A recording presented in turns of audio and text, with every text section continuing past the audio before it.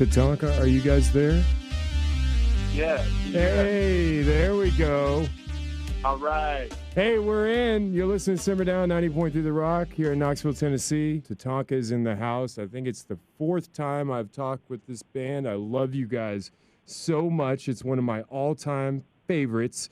If you've not heard of these guys, you are late. You're late! And you guys have been through the ups and the downs, just like every band. The difference between you and the others is you're still here. Tell us about Tatanka and how you got here.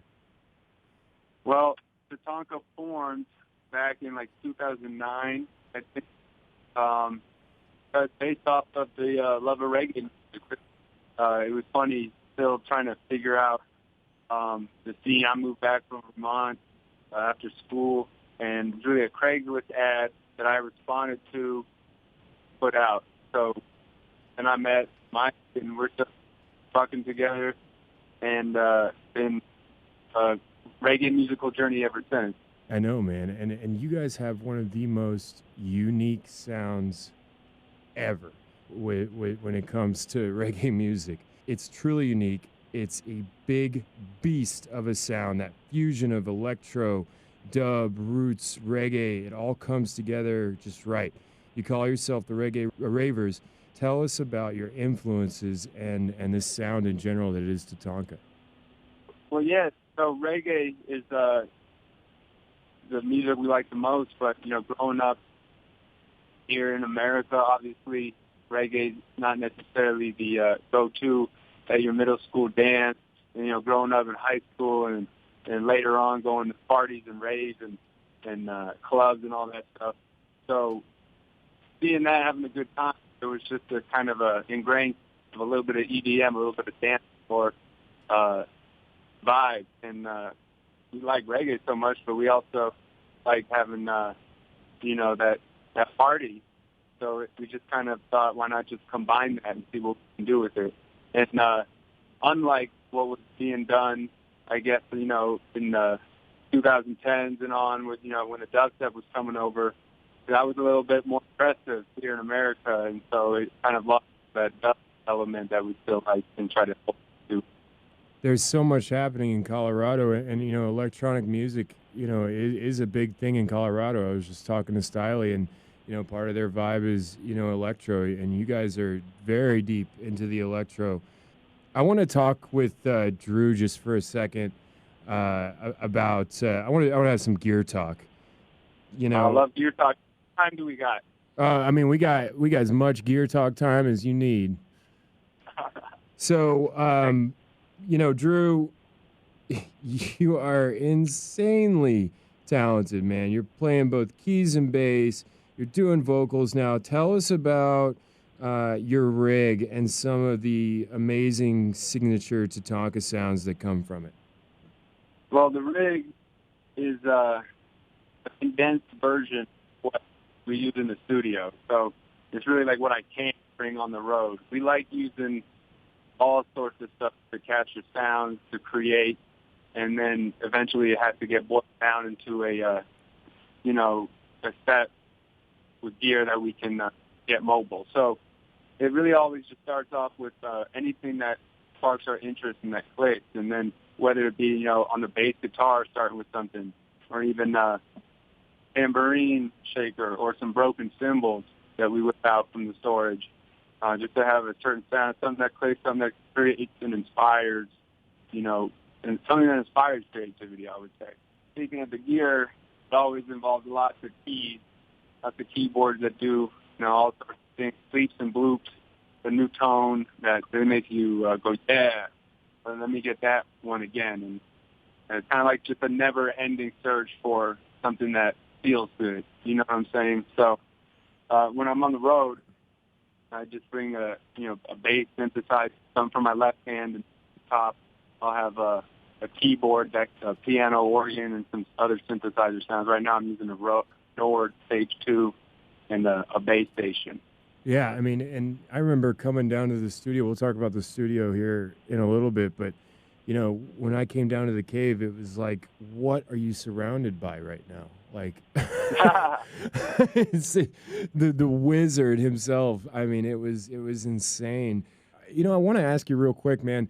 Have you guys ever had an actual bass player, or has it always been Drew carrying the bass line? Well, Drew actually started out playing the bass, and then one day at practice, I think we put out enough Craigslist ad to try and get a keyboard player.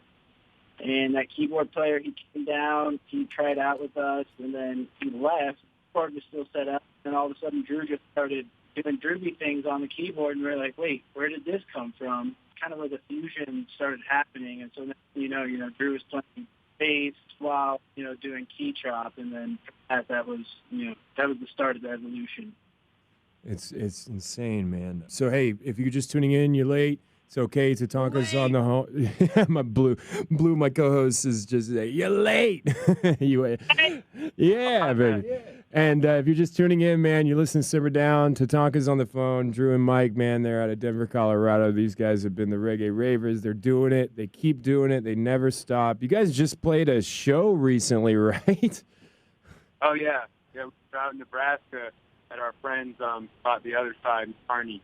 It was a blast. It felt so good to get on stage and turn up the sound system at a venue and experience that again. What was that feeling like? I've been talking to a couple artists here and there about it. It's like, okay, wow, this is like weird, or okay, we're back, or what was the feeling like? Well, for me, personally, it was a lot of like, okay, time to like shake off a little bit of rust. We're trying to stay busy and active and maintain mental philosophy that, everything's going to return. So we've been practicing, we've been creating, but it's still, when it comes down to it, it's like, oh yeah, it's still been a while since we played a full production with lights and all that. And so it really, just some extra time getting it right. Yeah, man. I mean, it's got to be a crazy feeling, man. It's, I don't know what's happened in the last year, but it's pretty cool and crazy, I guess. That's what we live for. So, like, not having those shows, we've been trying to play rooftops and private parties whenever we could, following safety protocols and all that. The music venues that are dedicated to music with good, big all sound systems, we're almost shut down completely, Still, like, to be able to hit a show and have people show up and everyone having a good time and being safe, it was a blast. Absolutely, man. Real quick, how can people find you guys? I know you released a few singles now. How can we find you out there, anybody who doesn't know? Well, the best way is usually our Instagram, Tatanka Dub, Facebook. We're on Spotify, iTunes, or Apple Music, all that stuff. So get out there, find the IG.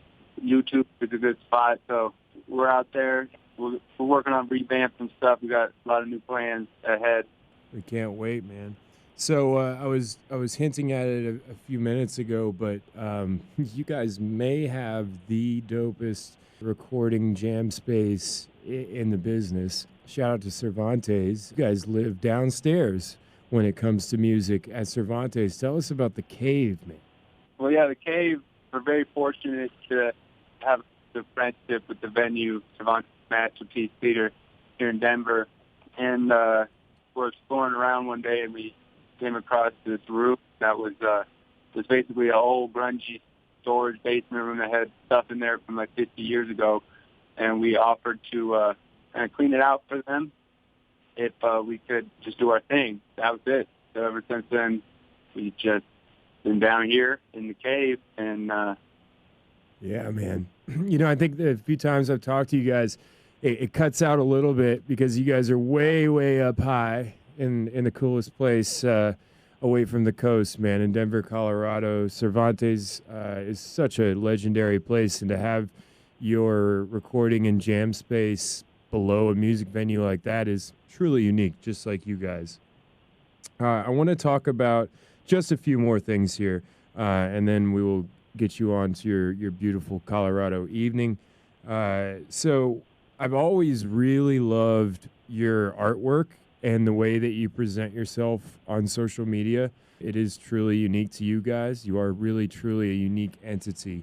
Tell us about how you do your single artwork and your album artwork and your social media. Number one, it's so pro, is always perfect and crispy and groovy. And then your art, the colors that you're using, I mean, everything. Tell us a little bit about that process for you guys. I think it just starts with, the collective that we have. It's really everyone. The creation process, we really got to, give credit where it's due, and that's to, Nick Hughes, the Pureblind team, as, we spend hours just kind of, going through all sorts of different ideas, color schemes, and then we get real nitty gritty and, just try and mock out, exactly what we're looking for. And, it's always a process because, what we might make today, we'll come back tomorrow and not like it at all and then start over. So just having the input from, everyone, within the band, put together a solid idea, and then we can give it to, our creative team, and then, they really just come through. You guys are just tuning in. You're listening to Simmer Down 90.3 The Rock here in Knoxville, Tennessee. We're doing a Colorado Spotlight. Tatanka, man, one of my all-time faves. I take it back all the way, I think 7 years ago, something like that, when we were at the Masquerade, Pacifier, and you guys. And I love the Masquerade. That was a spot. Yeah, man. It just goes on, and you guys keep pushing the ups and the downs and all this crazy stuff. What's next, man? Tell us about what's coming. You got a couple singles that have dropped, I think 3. What's coming up? Well, we've been, not playing shows, been in the studio as much as we can. It's been hard to do a lot of collabs. We've just been brewing up a lot of our own stuff, get pieces in place, be able to release them and get the right stuff out there for y'all to enjoy. We can't wait. At Tatanka on all the Instagrams and Facebooks, Tatanka Dub. Remember it. Don't ever forget it. They keep pushing through it no matter what happens. I can't wait to get out to Denver again, come hang out in the cave with you guys. It's always a blast. One more question and we'll let you get back to the mountains. What does reggae mean to you guys? I have to say reggae means everything. It's the music that touches my soul. It's the one thing that I find that I can always rely on to help me find my groove and do it right. You look around when you go on vacation, you want to go to paradise, they're always playing reggae music, doing something like that, So that vibe is a good feeling, like Bob Marley would say, one love. To me, that's the screw that hit me. It was the best. Like, pick up the bass, and I'm, learning all sorts of songs, learning the bass guitar, and then finding that reggae bass line. I was like, what's this? Oh, this is it. Whatever this is it. So I guess it's hard to put into words, but that's what it means to me. Reggae is it. Reggae is it. I like that. I don't think I've ever heard that one. It's always a different answer no matter what, man. It's crazy. We have this this thing, called reggae, and so many different subgenres and so many different directions. It's insane. Once again, man, tell us where we can find you. Instagram, Tatanka, Facebook. All stream platforms. Spotify, Apple Music, YouTube. That's it, baby. That's it. Tatanka, thank you guys so very, very, very much for calling in. It's been a crazy night here. It's all popping off. Man, we're gonna close this one out with Nice Spice. A very different momentum and sound from the band, but still always Tatanka. Remember one thing, guys. You are dope. You are dope. You are the dopest. And keep bringing it. Thanks, bud. At Tatanka Dub. Don't forget it. Thank you guys so much. You're listening to Simmer Down 90.3 The Rock. How about a little bit of Tatanka?